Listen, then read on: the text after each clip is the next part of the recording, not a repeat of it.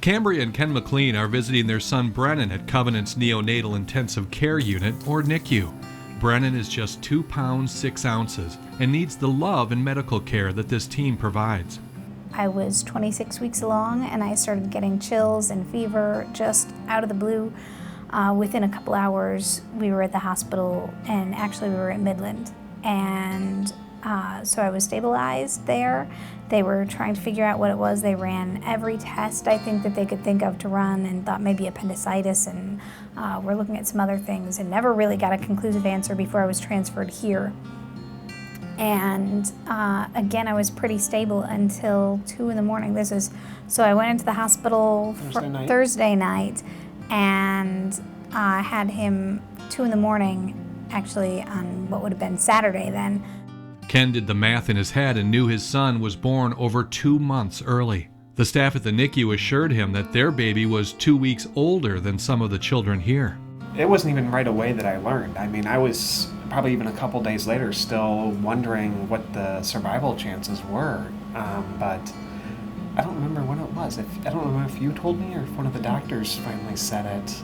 I think that was some more of my internet research. But yeah, that was just huge to learn that, you know, it's really 23, 24 weeks now. That's kind of the edge for survival. So that was just huge. The visit to NICU requires stringent cleanliness. Germs would devastate these babies' chances, so visitors must scrub in like surgeons to see their babies. Yeah, obviously you scrub in the 3-minute eternal process there, and then go in, and they really want us to go in during the assessment times. So when they're normally taking his temperature and checking up on him and doing those kinds of things. So that would be 9, noon, 3, and 6, and then on through the night. Oh, I know it, you're waking up. Brandon is getting stronger and slowly gaining weight. Now his parents must wait until he's developed enough to breathe on his own. Yeah, you keep telling yourself that it's just, it's going to be over eventually, so we're hoping sooner rather than later. The doctors and nurses in the NICU know these parents are having a tough time. We've had really great experiences with the staff, and I think that's what makes it bearable to come in and to have those people who are kind of familiar, and particularly the couple people who are working as his primary caregivers and know him and know the situation, and it's just nice to have some of that continuity. After countless scrub-ins, it's now over a week later. Brendan's parents still haven't been able to cuddle their baby yet. That was excruciating. I kept saying, well, how soon? It was, finally they had a little piece of paper by his bedside that had the day on it, and I kept checking, it's still this day, right, that I'm going to get to take him at. A few weeks later, and Brendan is now 3 pounds 5 ounces. Doctors want to make sure he can maintain his weight for a few days in a row. Then they can entertain the idea of sending him home to Midland. There was so much unknown, and I don't like the unknown. I like having plans, but God doesn't like me to have plans, so that doesn't work out a lot of the time. So, I kept saying at the beginning, if I could just know that it was going to be this amount of time or that amount of time, then it would be so much easier. But everything that came at you was just like, it could just knock you over, because I wasn't expecting this, and it was all so new. So I think we should just start planning for this weekend. Really?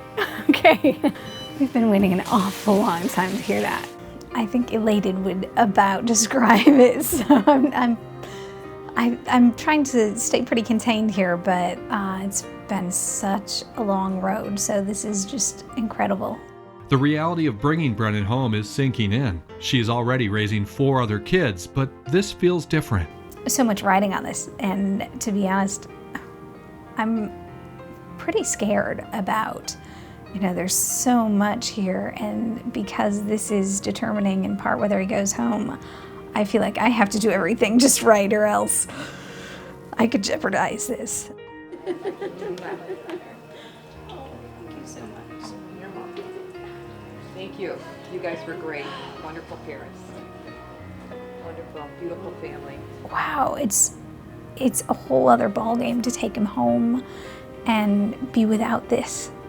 And like I said, that's kind of the dark side of all of it, is that all of a sudden I realize it's going to be just us out there, and you don't have these wonderful people who know what they're doing and who can calm you down and say, look, put this into perspective, this is fine, or we see this all the time. Countless parents have counted on the NICU, each one braving the challenges of waiting on progress and trusting in the care they will receive at Covenant.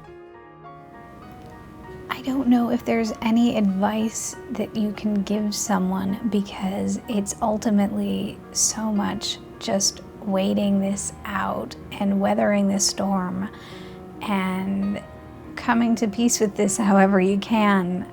And I think the only thing that helped was knowing that it was finite and that there was a fairly definite end, and barring some catastrophic circumstances, that he would be home more or less by his due date.